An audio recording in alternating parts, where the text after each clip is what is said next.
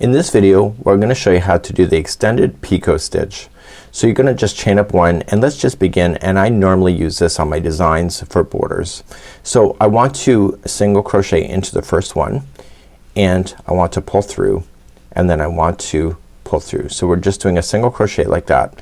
Then you are going to chain 3, so 1, 2, 3, and then for a picot, see these 2 strands right here?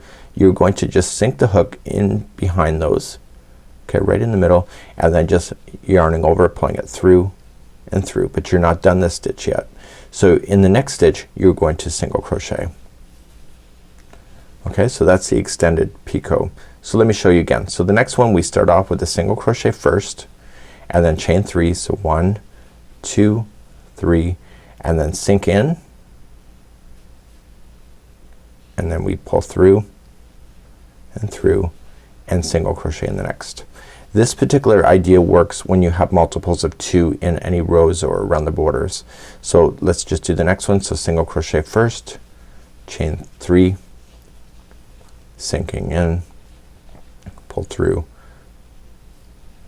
and then single crochet in the next, and then keep repeating that. So this is what it would look like, and this is the extended picot stitch.